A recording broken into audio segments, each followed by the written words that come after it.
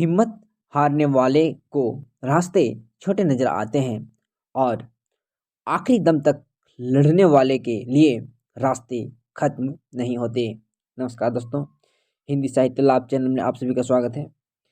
इस चैनल के माध्यम से हम ये सभी UGC net, JRF, TGT, PGT आदि आगामी 2023 को ध्यान में रखते हुए पढ़ाई कर रहे हैं और आज हम सभी का विषय है रामचंद्र शुक्ल की मूल पुस्तक हिंदी साहित्य के इतिहास से, जिसमें विषय है मलिक मोहम्मद जायसी की रचना और उनकी विशेषताओं के बारे में पढ़ने वाले हैं। तो चलिए दोस्तों, देखते हैं आज का मुख्य विषय।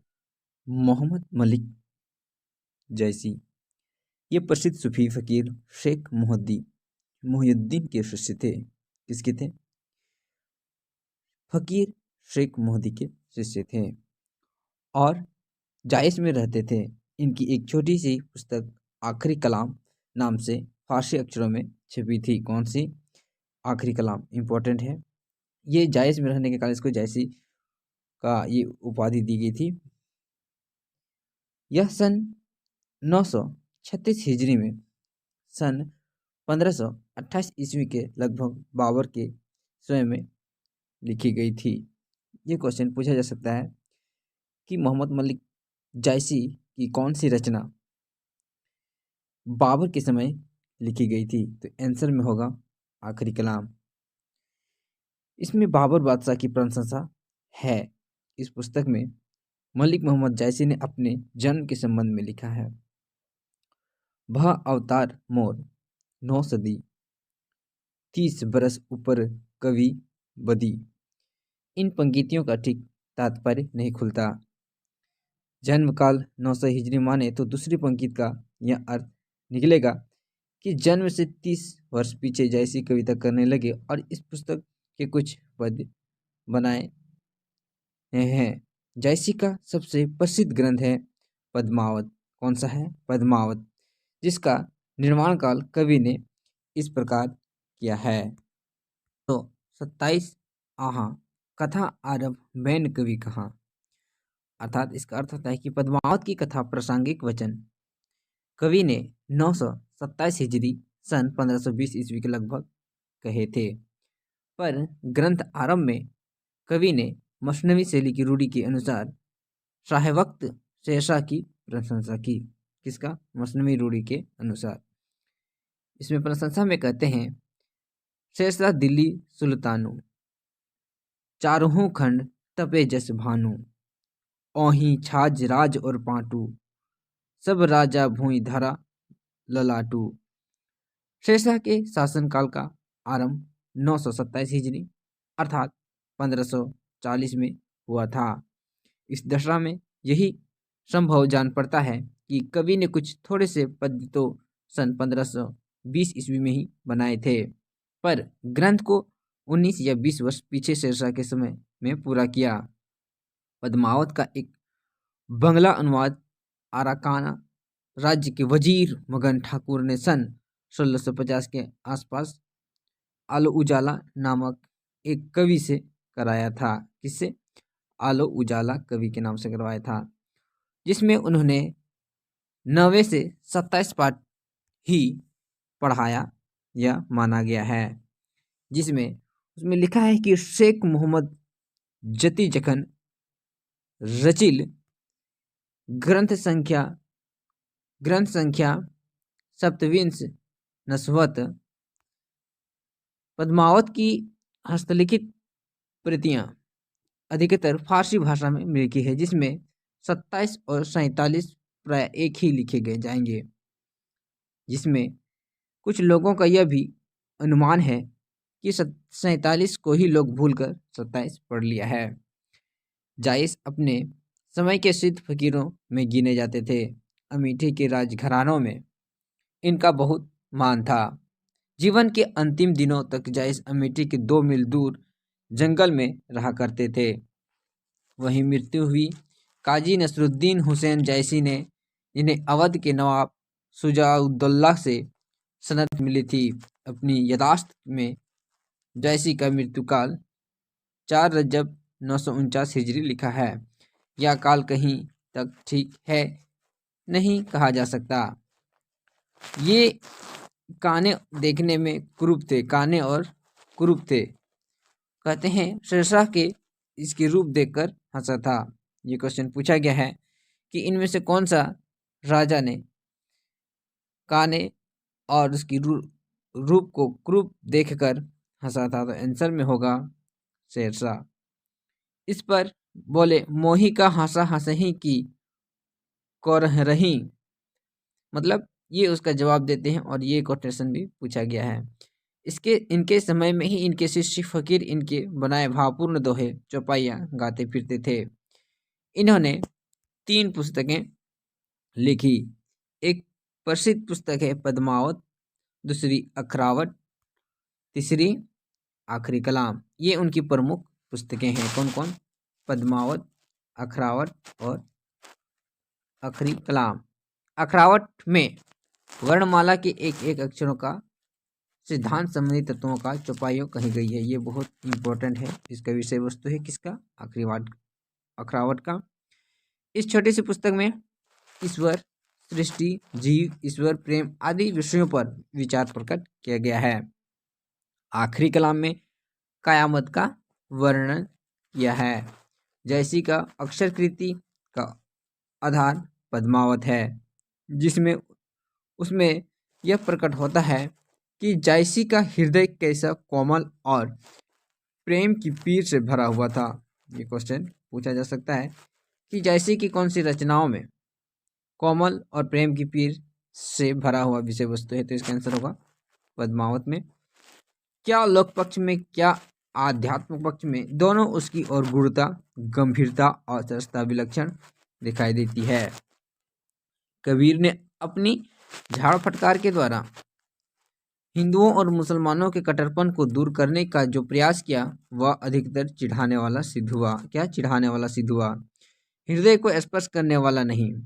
मनुष्य के बीच जो रागात्मक संबंध है वह उसके द्वारा व्यक्त न हुआ।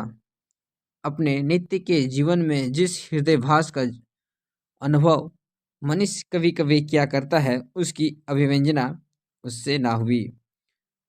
कुतुबुद्दीन जायसी आदि इन प्रेम कहानी के जैसी प्रेम का शुद्ध मार्ग दिखाते हैं। कौन? जायसी। दिखाते हुए उन समान जीवन दशाओं को सामने रखा जिनका मनुष्य मात्र हृदय पर एक सा प्रभाव दिखाई पड़ता है, जिसमें हिंदू हृदय और मुसलमान हृदय के आमने सामने करके जीवन यापन ये मिटाने वाले इन्हें दिखाना चाहते हैं। मुसलमान होकर हिंदुओं की कहानी, हिंदुओं की ही बोली और पूरी सहृदय से कहकर उनके जीवन की मार्गस्पर्शी अवस्थाओं के साथ अपने उदार हृदय का पूर्ण सामंजस्य दिखाया। कबीर ने केवल भिन्न प्रतीत हुई परोक्ष सत्ता का एकता का आभास दिया था। प्रत्यक्ष जीवन की एकता का दृश्य सामने रखने की आवश्यकता बनी थी। यह जायसी से पूरी हुई। ये कथन पूछा गया है कि ये कथन किनका है, तो आंसर में होगा रामचंद्र शुक्ल का ये कथन है। पद्मावत में प्रेम गाथा की परंपरा पूर्ण प्रौढ़ता को प्राप्त मिलती है। जिसका प्रेम गाथा का पूर्ण प्रौढ़ता का मतलब मिलता है। यह उस परंपरा में सबसे अधिक प्रसिद्ध ग्रंथ है। इनकी कहानियों में भी विषमता है। इसमें इतिहास और कल्पना का योग्य है। चित्तौड़ की महारानी पद्मावती और पद्मावती का इतिहास हिंदू हृदय के रूप को स्पष्ट करने चला है। जैसी ने यद्यपि इतिहास प्रसिद्ध नायक और नायिका ली है, पर अपनी जायसी के जैसा का रूप वही रखा है जो कल्पना के उत्कर्ष द्वारा साधारण जनता के हृदय के प्रारंभ में था। और यही कारण था कि कहानी का पूर्वार्ध तो बिल्कुल कल्पित है और उत्तरार्ध ऐतिहासिक रूप से मिलता है। पद्मावत का कथा संक्षेप में इस प्रकार है। कहते हैं, सिंघल द्वीप के राजा गंधर्व सेन की कन्या पद्मावत रूप और गुण में जगत में अद्वितीय थी। उसके योग्य वर नहीं ना मिलता था। उसके पास हीरामन नाम एक तोता सुआ आया था। सुआ मतलब तोता, जिसका वर्णन वर्ण देखकर समान और पूरा वचाल और पंडित था। एक दिन वह पद्मावती से उनके वर्ण मिलने के विषय में कुछ कहा रहा था कि राजा ने सुन लिया और बहुत ही कोप मतलब दुख किया। सुबह राजा के डर से एक दिन उड़ गया। पद्मावती ने सुनकर बहुत विलाप किया। सुबह वन में उड़ता उड़ता एक बहेलिया के हाथ में पड़ गया, जिसे बाजार में लाकर उसे चित्तौड़ के एक ब्राह्मण के हाथ में बेच दिया। बहेलिया का मतलब शिकार करने वाला, पकड़ने वाला। उस ब्राह्मण को 1 लाख देकर चित्तौड़ के राजा ने रत्नसेन से ले लिया।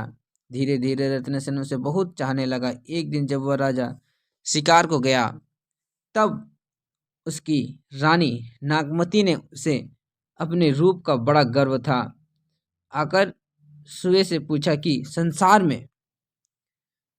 में सुंदरी भी कहीं है। इस पर सुआ हंसा और सिंघल की पद्मावनी का वर्णन करके कहा कि उसमें और तुम्हें दिन और अंधेरी रात का अंतर है। रानी ने इस भय से कहीं कि यह सुआ राजा को भी पद्मावनी के रूप में प्रशंसा न करे, उसे मारने की आज्ञा दे दी। पर चेरी ने उसे राजा के भय से मारा नहीं, अपने घर छिपा रखा। लौटने पर जब सुए बिना राजा रत्नसेन बहुत व्याकुल और क्रुद्ध हुआ, तब वो सुआ लाया गया और उसने सारी व्यवस्था का सुनाई। पद्मावनी के रूप का वर्णन सुनकर राजा मूर्छित हो गया और अंत में वियोग से व्याकुल होकर उसकी खोज में घर से जोगी होकर निकल पड़ा। उसके आगे आगे राह दिखाने वाला वही हीरामन हुआ था और साथ में 16,000 कुंवर जोगियों के वेश में था।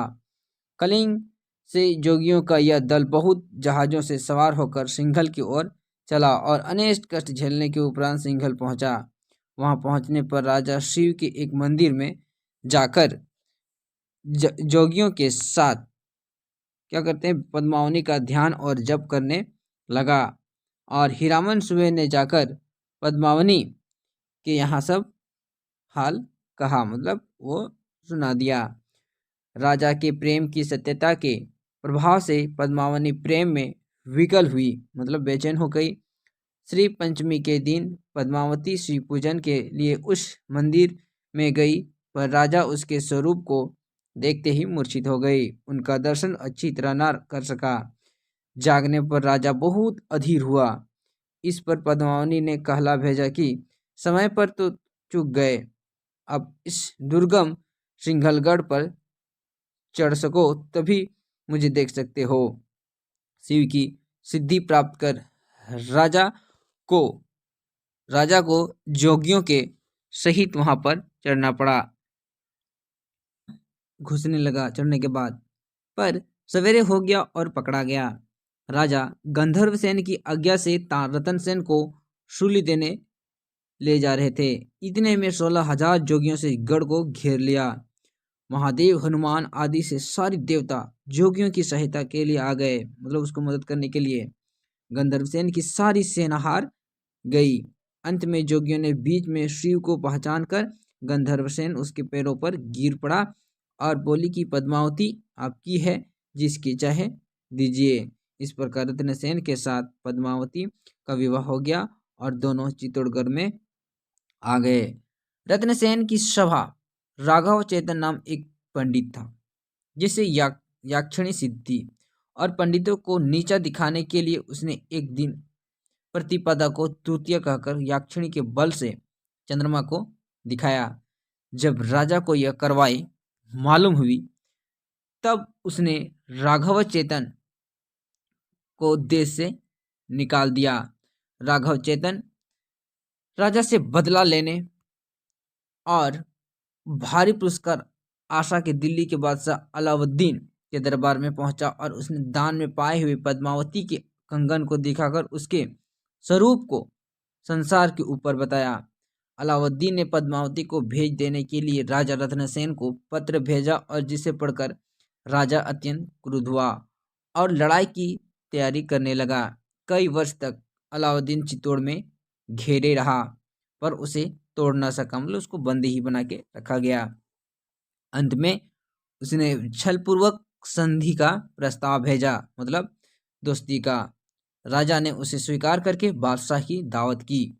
राजा के साथ शतरंज खेलते समय अलाउद्दीन ने पद्मावनी के रूप में एक झलक सामने रखे हुए एक दर्पण में देख पाई, जिसे देखते ही वह मूर्छित हो गिर पड़ा। प्रस्थान के दिन जब राजा बादशाह को बाहरी फाटक तक पहुंचाने आ गया, तब अलाउद्दीन के पीछे हुए सैनिक ने द्वारा पकड़ लिया और दिल्ली पहुंच गया। पद्मावनी पद्मावनी को देखकर पद्मावनी को देखकर जब यह समाचार मिला, तब वह बहुत व्याकुल हुई, पर तुरंत ही एक वीर क्षत्राणी के समान अपने पति के उद्धार का उपाय सोचने लगी। गौरा बादल नामक 2 वीर क्षत्रिय सरदार 700 पालकियों से शस्त्र सैनिक छिपाकर दिल्ली पहुंचे और बादशाह के पास यह संवाद भेजा कि पद्मावनी अपने पति से थोड़ी देर के लिए मिलकर तब आपके हरगम में जाएगी। आज्ञा मिलते ही एक ढकी पालकी राजा की कोठरी के पास रखी गई और उसमें से एक लोहार से निकालकर राजा की बेड़ियां काट दी। रत्नसेन पहले ही तैयार एक घोड़े पर सवार होकर निकल आए। शाही सेना पीछे आते आते वृद्ध गोरा तो कुछ सिपाहियों के साथ उस सेना को रोकता रहा और बादल रत्नसेन को लेकर चित्तौड़ पहुंच गया। चित्तौड़ आने पर पद्मावनी के रत्नसेन और कुंभलनेर के राजा देवपाल द्वारा दूती भेजने की बात कही, जिसे सुनते ही राजा रत्नसेन कुंभलनेर को जा घेरा। लड़ाई में देवपाल और रत्नसेन दोनों मारे गए। ये उनका मुख्य पात्र था, देवपाल और रत्नसेन। रत्नसेन का शव चित्तौड़ लाया गया। उसकी दोनों रानियां नागमती और पद्मावती हंसते हंसते पति के शव के साथ चिता में बैठ गई। पीछे जब सेना सहित अलाउद्दीन चित्तौड़ पहुंचा, तब वह राख के ढेर के सिवा कुछ नहीं मिला। जैसे कि कहा जा चुका है, प्रेम गाथा की परंपरा में पद्मावत सबसे प्रौढ़ और सरस हैं। प्रेम मार्गी सूफी कवियों की और कथाओं से इस कथा में यह विशेषता है कि इसकी ब्यौरा से भी साधना के मार्ग, उसकी कठिनाइयों और सिद्धि के स्वरूप आदि के जगह जगह व्याकुल होती है। जैसे कि कवि ने स्वयं इस ग्रंथ की समाप्ति पर कहा है, कहते हैं, तन चित उर मन राजा कीन्हा, हिय सिंघल बुद्धि पद्मनि चिन्हा, गुरु सुआ जय पंथ दिखावा, बिन गुरु जगत निर्गुण पावा। ये क्वेश्चन पूछा गया है और इसका अर्थ एग्जाम में पूछा गया है कि किस हिसाब से इसका क्या अर्थ होता है। क्या कहते हैं, नागमती या दुनिया धंधा, बाजा सोई ना एही चिर बंधा, राघव दूत सोई से तानु, माया अलाउद्दीन सुल्तानु। यद्यपि पद्मावत की रचना संस्कृत प्रबंध काव्यों की सर्गबद्ध पद्धति पर नहीं है, फारसी की मसनवी शैली पर है। ये इंपॉर्टेंट है, क्या है, फारसी की मसनवी शैली पर आधारित है।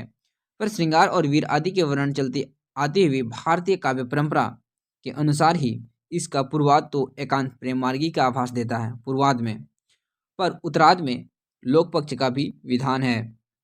पद्मावती के रूप का वर्णन जैसे ने किया है, वह पाठक को सौंदर्य की लोक उत्तर भावना में मग्न करने वाला है। अनेक प्रकार के अलंकारों की योजना उसमें पाई जाती है। कुछ पद्य इस प्रकार हम सभी देख सकते हैं, जिसमें कहते हैं कि सरवर तीर पद्मनी आई, खोपा छोरी केस मुकलाई, शशि मुख अंग मलगिरी बासा, नागिन झांपी तीन चिन्हु पासा, औनाई घाटा परी जग छाहा, शशि के शरण लीन जनु रहा, भूली चकोर दीठी मुख लाया, मेघ घटा मह चंद दिखावा। पद्मनी के रूप में वर्णन में जायसी ने कहीं कहीं उस अनंत सौंदर्य की ओर जिसमें विरह में यह सारी सृष्टि व्याकुल सी है, बड़े सुंदर संकेत किए हैं। वर्णी का वर्णोज इमी बनी, संधे बान जनु दुई अनी, ऊन बनहा असको जन कन मारा, बेधी रहा सरगो संसारा, गगन रखता जो जाही न जागने, तब सब यान ओही के हने, धरती बान बोधी विक राखी, साखी ठाड़ देही सब साखी, रौ रौ मानुष तन ठाढ़े, सुतही सुत बेधी अस गाढ़े, वर्णु बान अस अपहु बेंधी रन बन ढाक, सोझही तन सब रोवा पकही तन सब पाक। इस प्रकार योगी रत्नसेन कठिन मार्ग का वर्णन के साधक के साथ इस मार्ग का विघटन के काम क्रोध आदि के विकराल की व्यंजना की है, जिसमें पंक्ति में कहते हैं अपने विकराल रूप को ओहि मिलान जो पहुँचे कोई, तब हम सब पुरुष भल होई, हैं आगे पर्वत के बाटा, विषम पहाड़ अगम सुठि घाटा, बीच बीच नदी खोही ओ नारा, ठवही ठाव बेट पटपारा। तो ये था मोहम्मद मलिक का मुख्य विशेषताओं के साथ उनकी रचनाएं और उनकी रचना करने का क्या उद्देश्य रहता है। एग्जाम की दृष्टि से यहाँ से एक क्वेश्चन इस से पूछा जा सकता है दोस्तों। अगर आप इस चैनल पर नए हैं तो please like comment and subscribe कर दीजिएगा, ताकि मेरा मोटिवेशन बढ़ने के साथ साथ आप लोग के साथ ये वीडियो आसानी से पहुंचता रहे। तब तक के लिए धन्यवाद।